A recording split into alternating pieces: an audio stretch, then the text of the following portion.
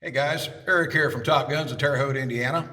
On this episode of Rangetalk, we're going to be discussing the differences in various types of firearms ammunition, specifically handguns, what you want to carry in your gun, and rounds that are more suitable just for practice. Folks, the first round I want to talk about is a full metal jacket round, or military term ball ammunition. This particular round is a standard 115 grain 9mm. This is what you want to practice with when you go get your range time in.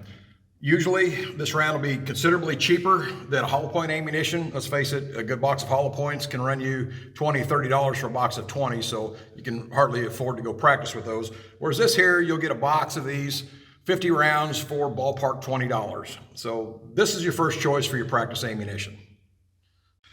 Guys, the second round I want to talk about is a hollow point. This is a Federal HST round. This is my preferred round when I can't get Hydroshocks, another Federal product. I usually carry these in my gun. As you'll see, this round is hollow on the front. Now what happens here, when this round hits tissue, meaning bone, blood, bearing organs, muscle, if you will, this round will mushroom out and go flat. When a round of ammunition strikes the body, it has hundreds of foot-pounds of pressure behind it.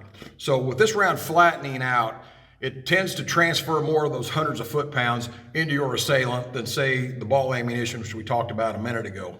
Also, the risk for over-penetration is much less with the hollow point round.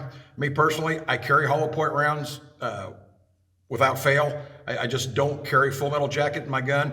Now, if you were to poll 100 gun guys, not all 100 are going to agree that hollow points is the way to go. Full disclosure here. I do know instructors that carry ball ammunition. They're looking for penetration as opposed to that round flattening out and dumping all those foot-pounds of energy into that target.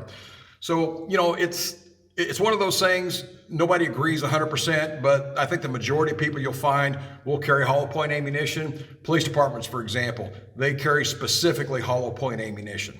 Guys, at the end of the day, the round that you choose to carry in your gun is a personal choice.